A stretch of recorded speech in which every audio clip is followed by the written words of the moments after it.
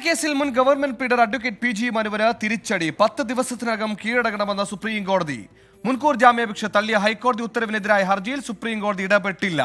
2018 register ചെയ്ത പീഡനക്കേസിലെ അതിജീവിതയെ നിയമസഹായം വാഗ്ദാനം ചെയ്ത് പലതവണ പീഡിപ്പിച്ചെന്നാണ് പരാതി. രാധാകൃഷ്ണൻ ചേർന്നു.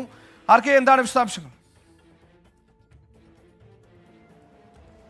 തൻ്റെ അന്തസ്സിനും സൽപ്പേരിനും കളങ്കമുണ്ടാക്കാനായിട്ടാണ് ഈ അതിജീവിത ഇത്തരത്തിലുള്ള ഒരു പരാതി നൽകിയിരിക്കുന്നത് എന്നാണ് മനു സുപ്രീം കോടതിയിലും വാദിച്ചത്. എന്നാൽ കേരള ഹൈക്കോടതി നടത്തിയ നിരീക്ഷണങ്ങൾ, പ്രത്യേകിച്ച് മെഡിക്കൽ പരിശോധനയുടെ അടിസ്ഥാനത്തിലുള്ള റിപ്പോർട്ട്, അതിൻ്റെ അടിസ്ഥാനത്തിൽ കേരള ഹൈക്കോടതി നടത്തിയ നിഗമനങ്ങൾ അത് പ്രഥമദൃഷ്ട്യാ മുഖവിലക്കെടുത്തേ മതിയാകൂ എന്നാണ് സുപ്രീം കോടതി പറഞ്ഞത്. മനു പറഞ്ഞത് ഈ ഹർജിക്കാരി അഥവാ അതിജീവിത തന്നെ സമീപിച്ചത് ഈ കേസ് ഒത്തുതീർപ്പാക്കുന്നതുമായി ബന്ധപ്പെട്ടിട്ടുള്ള സഹായം ആവശ്യപ്പെട്ടായിരുന്നു. അതുമായി ബന്ധപ്പെട്ടിട്ടുള്ള സഹായം താൻ നൽകാൻ സന്നദ്ധനും ആയിരുന്നു. എന്നാൽ തൻ്റെ സൽപ്പേരും ഒപ്പം തൻ്റെ പ്രവൃത്തിയും തൻ്റെ ജോലിയും ഒക്കെ അപകീർത്തിപ്പെടുത്തുന്ന വിധത്തിലുള്ള ചില ഗൂഢാലോചനകളാണ് പിന്നീട് ഉണ്ടായത്. ആ ഒരു സാഹചര്യം കാണണം സുപ്രീം കോടതി എന്നുള്ളതായിരുന്നു. പക്ഷേ സുപ്രീം കോടതി ഇതിന് തയ്യാറായില്ല. മറിച്ച് ഈ അതിജീവിത സമർപ്പിച്ച തടസ്സ ഹർജിയിലെ വാദങ്ങളിൽ ചിലത് അതീവ പ്രസക്തമാണ് എന്ന് സുപ്രീം കോടതി നിരീക്ഷിച്ചു. ഇതിൻ്റെ അടിസ്ഥാനത്തിലാണ് ഈ ഹർജി തള്ളിയിരിക്കുന്നത്.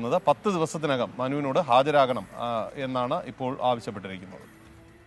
ശരി, രാധാകൃഷ്ണനാണ് ഡൽഹിയിൽ നിന്ന് വാർത്താ വിശദാംശങ്ങൾ നൽകിയത്.